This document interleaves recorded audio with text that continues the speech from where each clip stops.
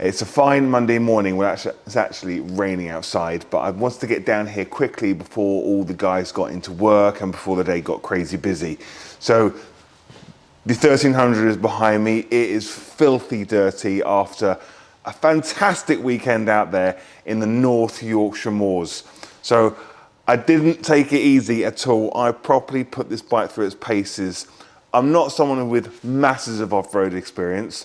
I do have a Husqvarna 250 FE, which I use for my off-road riding usually. But I think with the hours and days and months that I've been riding that bike over the past year or so, I think I've got enough experience and enough confidence to take this big lad out.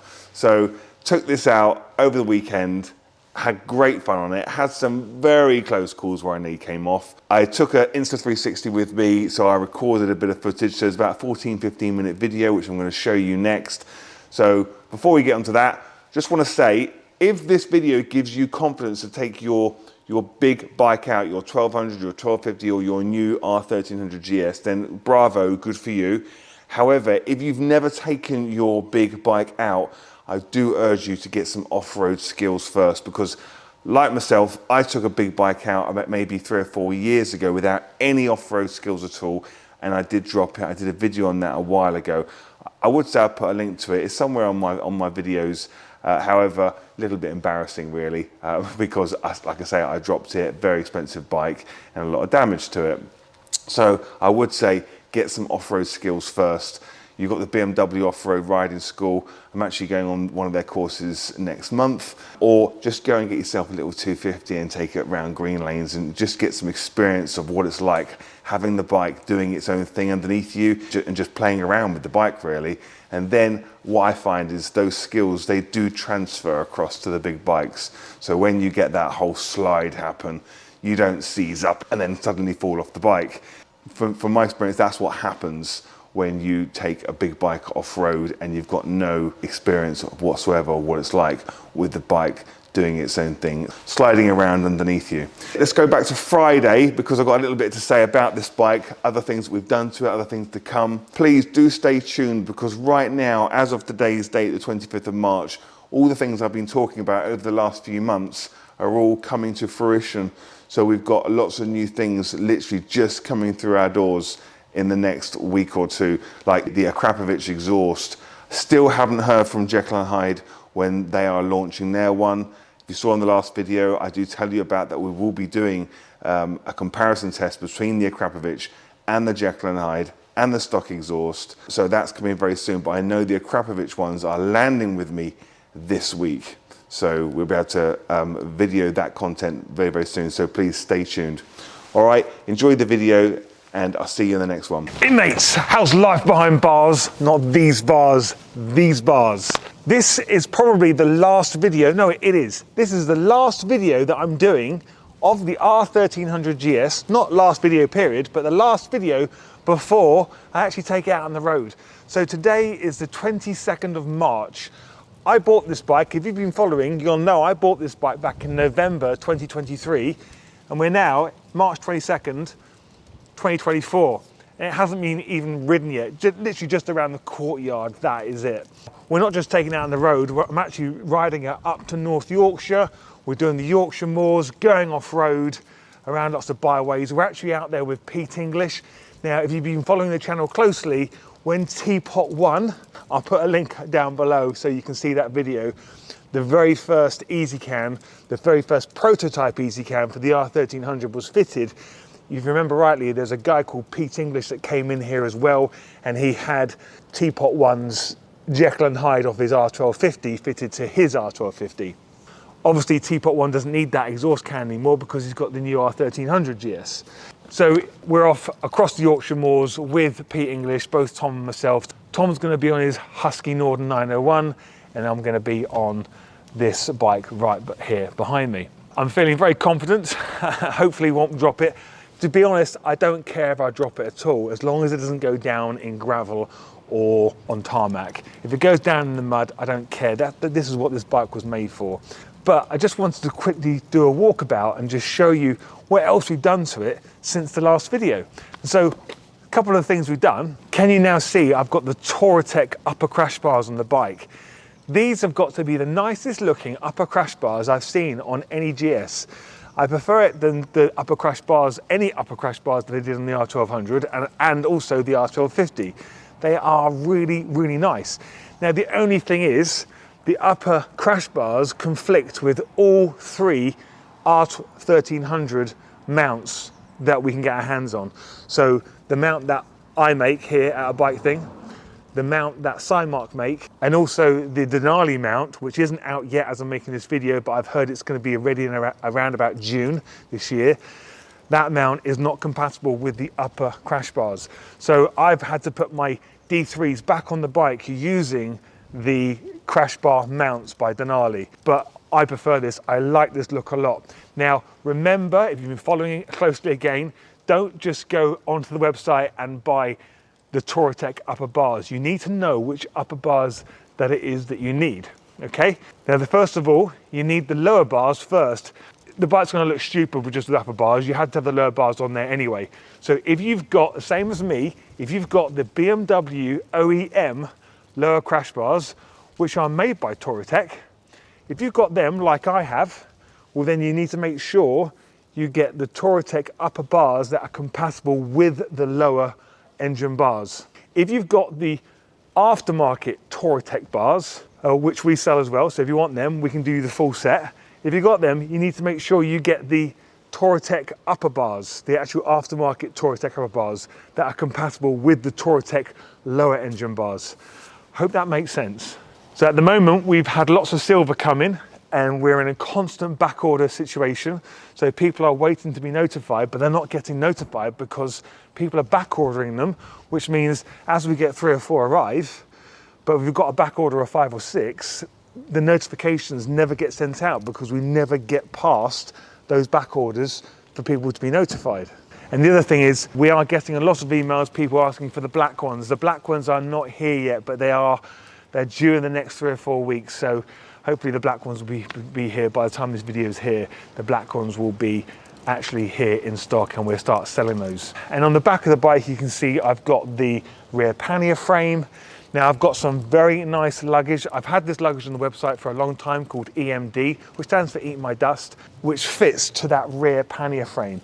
But I've also put the rear luggage rack on the back of the bike as well for potentially for a top box, or I'm putting on my EMD bag on the top of that. But we're waiting for some new adapters so we can actually put the EMD panniers onto this luggage rack.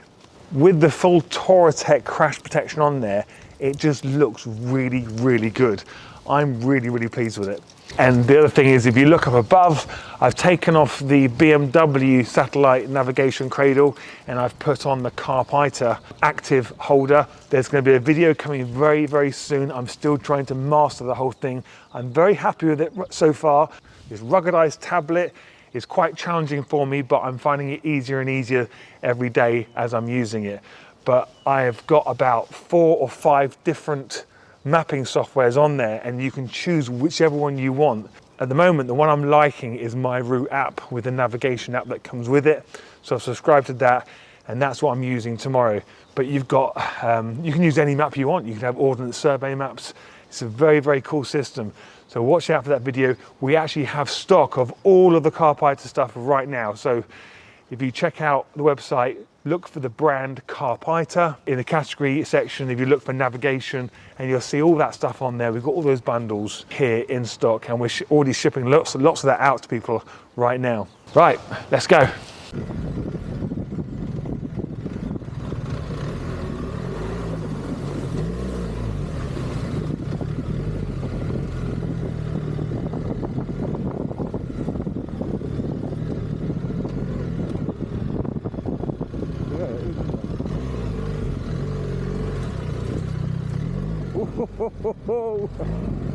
Proper slurry back there.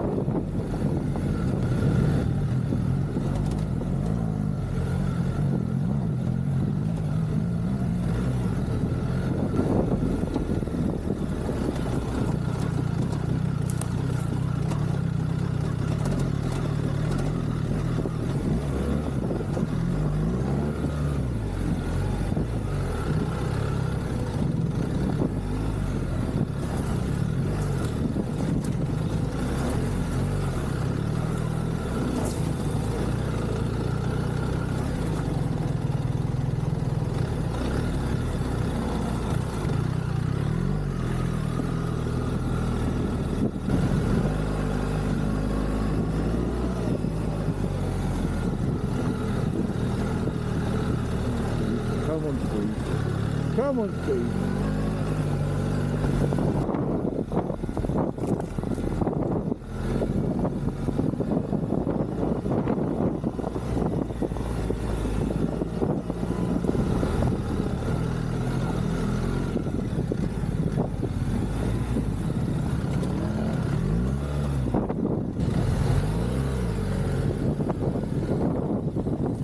You all right, Tom?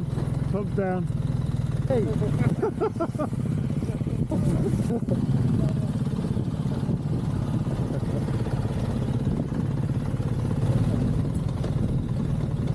all right, all right.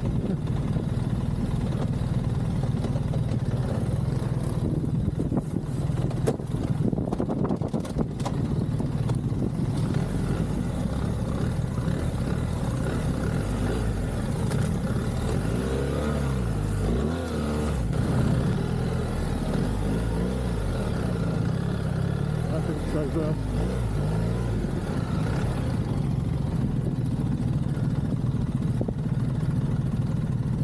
Yeah.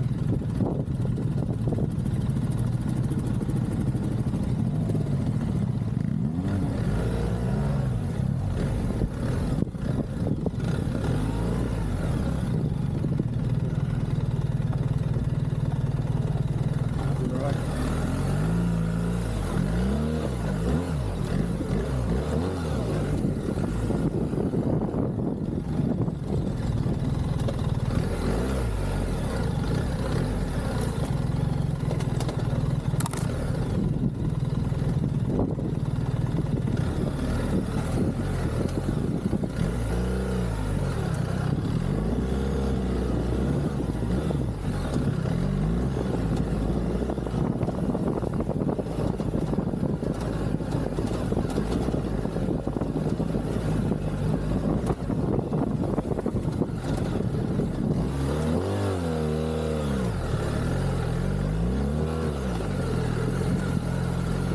Fucking amazing, mate. Great. Yeah. Woohoo!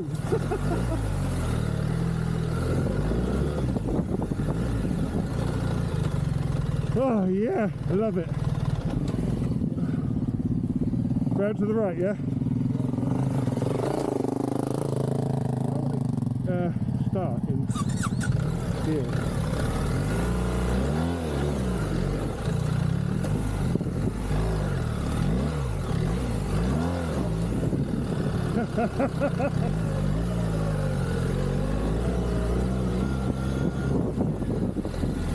Hang on. Well done, Paul.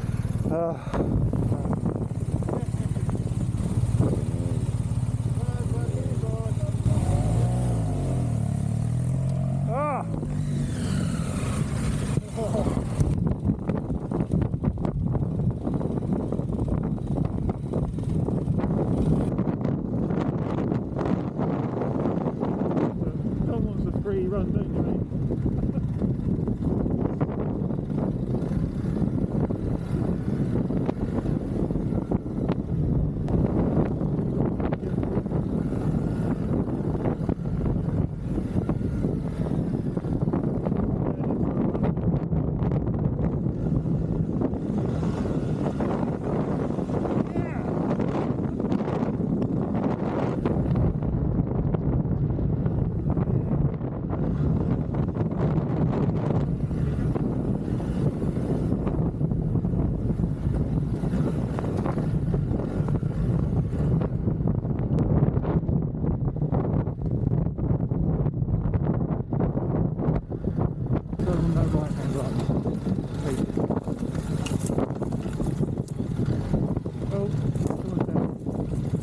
Get the pedal. You okay?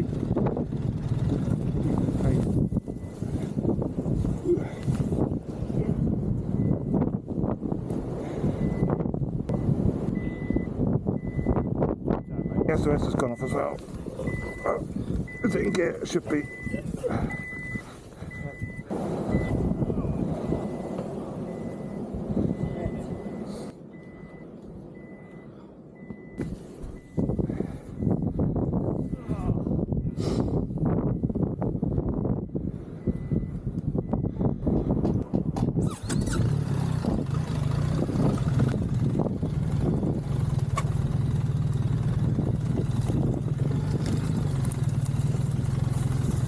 bad as rut.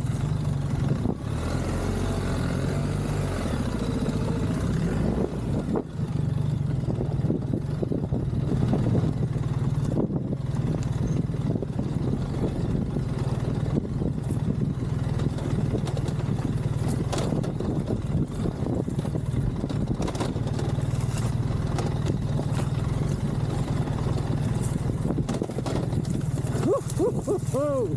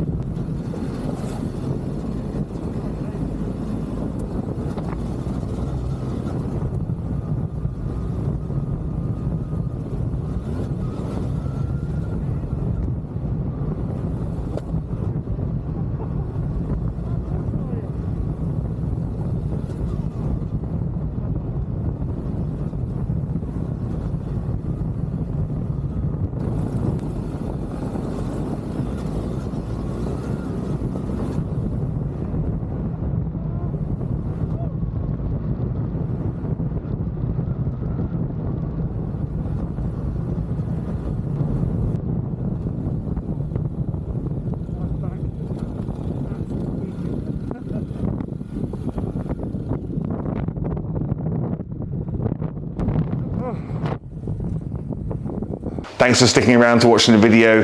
Please leave a comment down below. Are you going to be taking your 1300 GS off-road? Have you already taken your R1300 GS off-road? Do you think I'm completely nuts for doing it? Please leave a comment down below. Until next time, stay safe behind bars, not these bars, and I'll see you in the next video.